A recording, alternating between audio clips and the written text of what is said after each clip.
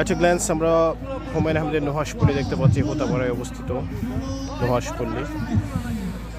সুন্দর নিরিবিলি পরিবেশ অবস্থিত, গাজীপুর সদরের মাওনা হয়ে হোতাপাড়া, একটু ভিতরে বিখ্যাত হোতাপাড়া। এবং এখানে হুমায়ুন আহমেদের বাংলা সাহিত্যের প্রবাদ পুরুষ, কিংবদন্তি কথা সাহিত্যিক হুমায়ুন আহমেদের সমাধি সহ তার স্বপ্নের যে প্রকল্প সেটা এখানে অবস্থিত। এখানে বসে বসে হুমায়ুন আহমেদ সেই বৃষ্টিবিলাস এবং তার জ্যোৎস্না বিলাস করতেন, সুযোগ পেলে এখানে চলে আসতেন। এবং এই নুহাশপল্লীতে হুমায়ুন আহমেদের প্রচুর নাটক এবং উপন্যাসের প্লট তৈরি হয়েছে, যেটা আমরা তার বিভিন্ন নাটক আসলে দেখতে পেয়েছি। এখানে ভ্যাট আইটি যোগ হবে না, কি জোরটা বাইরে রাখছে না, এখানে তো প্রচুর বাইরে দর্শনার্থীরা আসেন, অনেক সময় ঢুকে না, কবর জিয়ারত করে চলে যায়। হ্যাঁ, এই জন্যই আসলে সুন্দর মোটামুটি।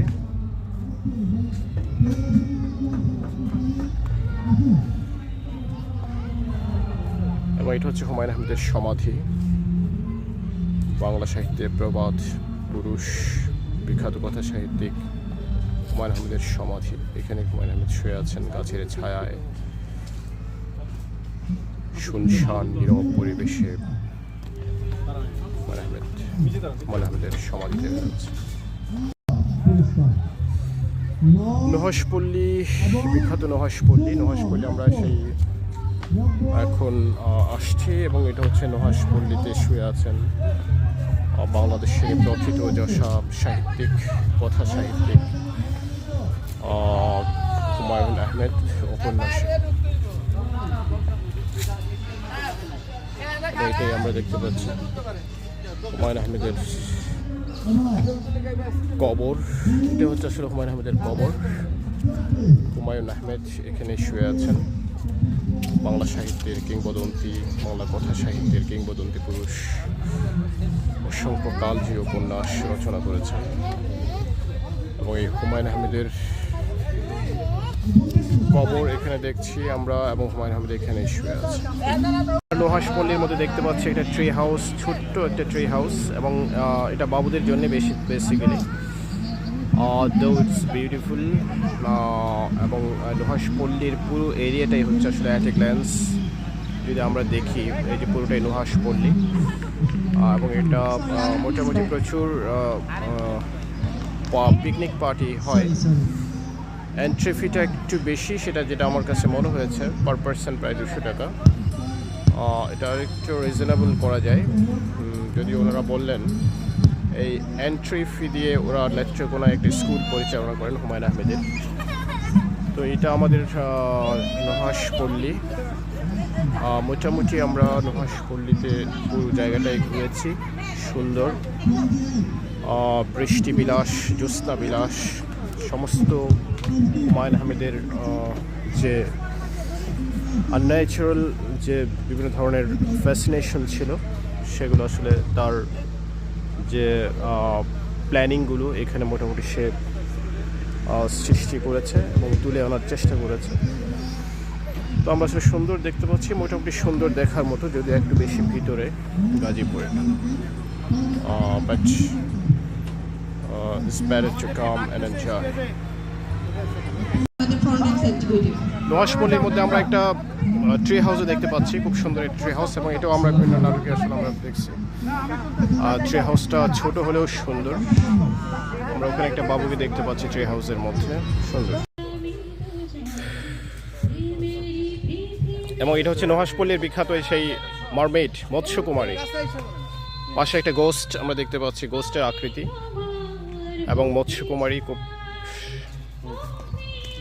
একটা ছোট্ট একটা লেকের মধ্যে এই মৎস্যকুমারীটি, সুন্দর।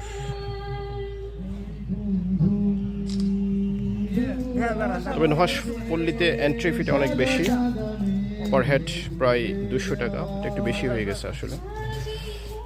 এটা 100 টাকা হলে আসলে রিজনেবল হয়। নুহাশপল্লির ভিতরে এই পাশটাতে পুকুর, এবং এই পুকুরটাও আসলে হুমায়ুন আহমেদের বিভিন্ন নাটকে আমরা দেখতে পেয়েছি। পুকুর বেশ বড় সড়ো একটা পুকুর, এবং এটা পুরোটাই নুহাশপল্লী। বেশ কিছু অনেক একর জুড়ে কিন্তু এই নুহাশপল্লীটা অবস্থিত। নুহাশপল্লীতে অনেক পিকনিক পার্টিও আসে।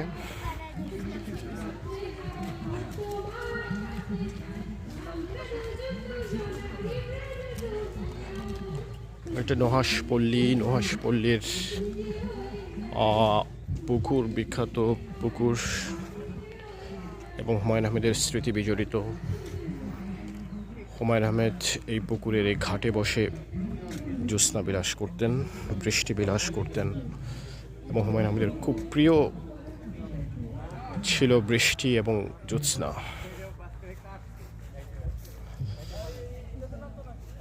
হুমায়ুন আহমেদের বৃষ্টি এবং জ্যোৎস্না নিয়ে হুমায়ুন আহমেদের বিভিন্ন উপন্যাসে অনেক ধরনের প্লট রয়েছে, অনেক গল্প রয়েছে।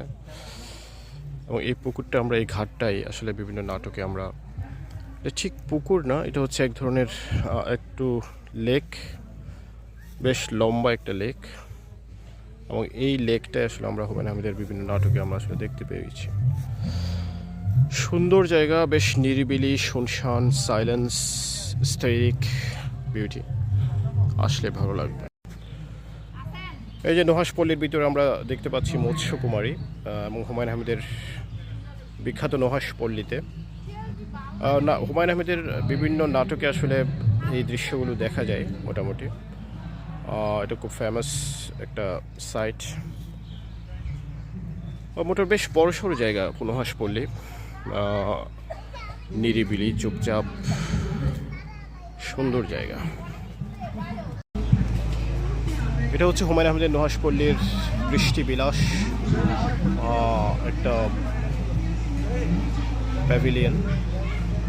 বৃষ্টি বিলাস আমরা সবাই জানি হুমায়ুন আহমেদের খুব পছন্দের ছিল বৃষ্টি জ্যোৎস্না, হুমায়ুন আহমেদের অনেক পছন্দের, এবং সেই বৃষ্টি বিলাস, ওনার একটা উপন্যাসের নামও বৃষ্টি বিলাস। খুব চমৎকার জায়গা।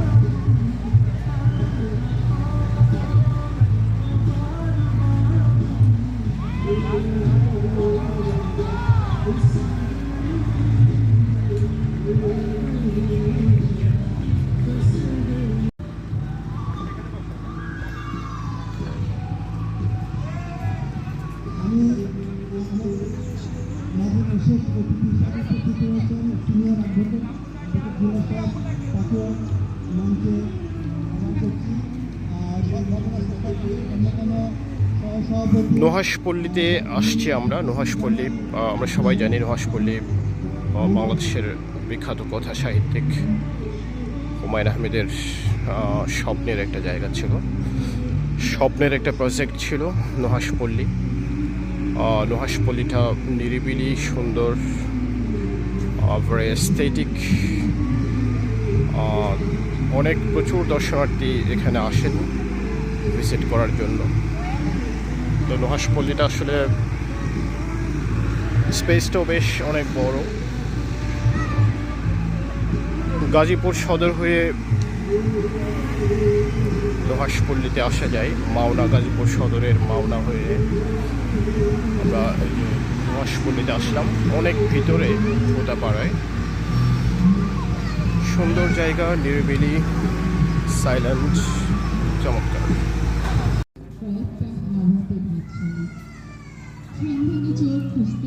গাজীপুর সদর উপজেলার হোতাপাড়ায় অবস্থিত হুমায়ুন আহমেদের নুহাশপল্লী। নুহাশপল্লীটা আমরা আসলাম। নুহাশপল্লীটা অনেক সুন্দর, নিরিবিলি, প্রচুর ভিজিটর এখানে আসে, দর্শনার্থীরা আসেন এখানে নুহাশপল্লী ভিজিট করার জন্য। তো আমার এই প্রথম আসা, আমরা গাজীপুর সদর থেকে মাওনা হয়ে সে হোতাপাড়ার বিখ্যাত হুমায়ুন আহমেদের নুহাশপল্লীতে আসলাম। নুহাশপল্লীটা মোটামুটি অনেক সুন্দর, নিরিবিলি, খুব চমৎকার গোছানো। আমরা এখানে একটা ভাস্কর্য, একটা স্কাল্পচার দেখতে পাচ্ছি।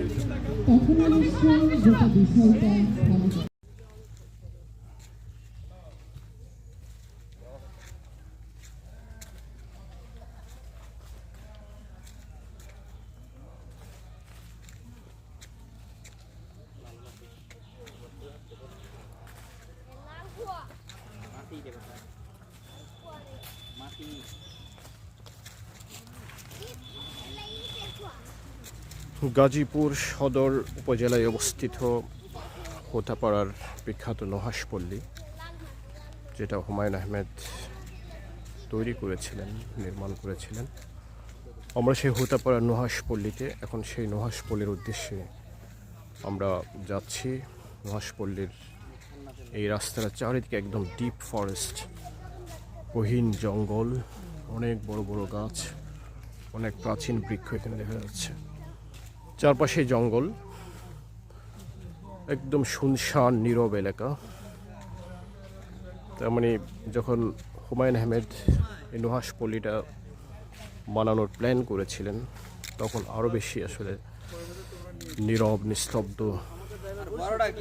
খুব সাইলেন্স একটা ইয়ে ছিল।